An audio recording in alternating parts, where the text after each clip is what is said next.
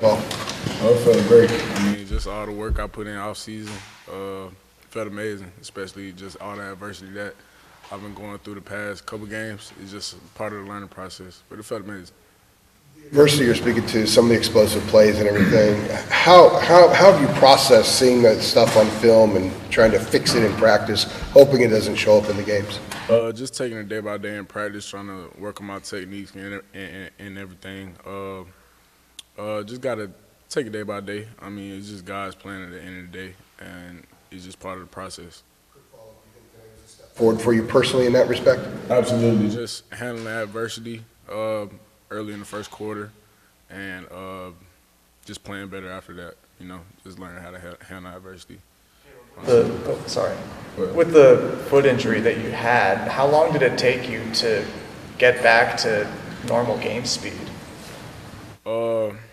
I'll probably say it took me just this summer, a little bit of fall camp, a little bit of the first half of fall camp, and after that I was good. I was green. So. Kaleb, what have some of those film sessions with, Charles Warren, Jason Jones, whoever, kind of been like as far as, I mean, obviously this is, the first time getting the extended run in that star position. So what are some of the things that they're kind of highlighting for you that they're kind of wanting you to work on at this point? Just a lot with my technique, just my footwork. They know my capabilities, ball skills, the technique itself. They know I could cover guys, so they would never put me in that position. So, yeah, at the end of the day, they just try to give me tools at the end of the day, every day at practice and in the film room, and that's the main point with that.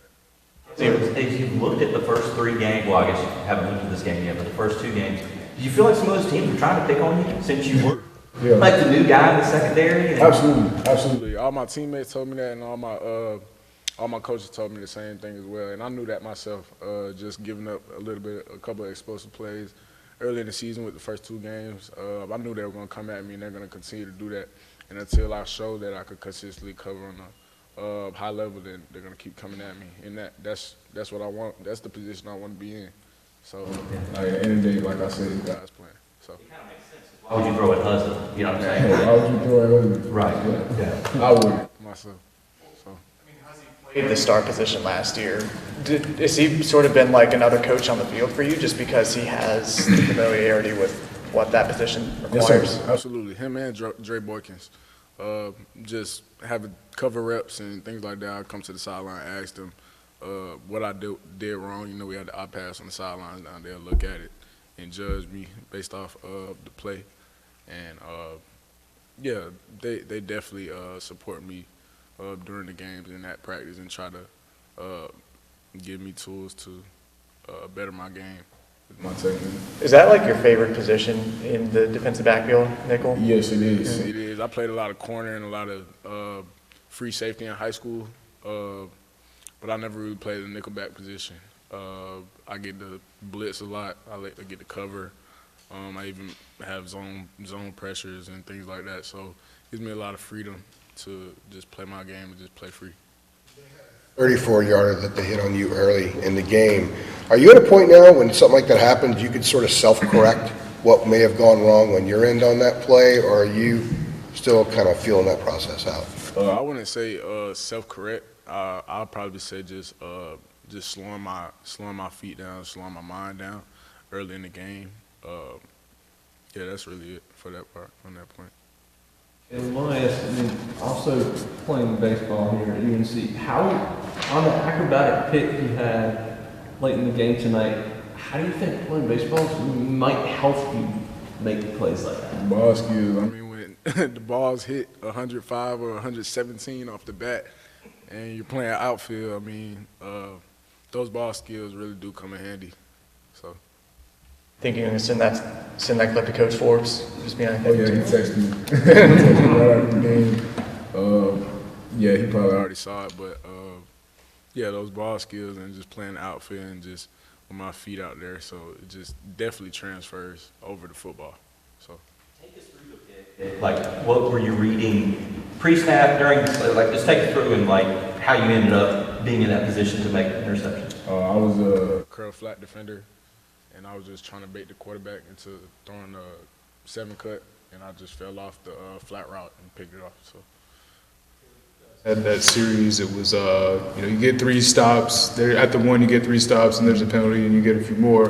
What do you feel, kind of allowed for, the success in that stretch of, plays that you all would make? What do you think allowed you guys to kind of be successful, keep them out of the end zone? Just staying together when big plays happen and adversity hits us. We have it at practice all the time, and we just stay together so nothing catastrophic happens. So.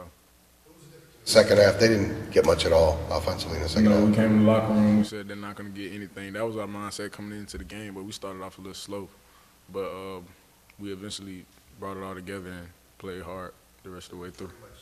This kind of thing? Yeah, mindset. It was not scheme, it was just mindset. Sorry. On that goal line stand at the end of the half, for lack of a better description, were you guys pissed? Because you'd had the Dez roughing the passer penalty where it just like he punched the guy in the chest. I mean, like, what was sort of the? I mean, was that a mad period for the UNC defense? It was. Just from the standpoint of like self-inflicted wounds. We talk about it all the time. Coach Porter mainly and Coach Collins, they talk about self-inflicted wounds.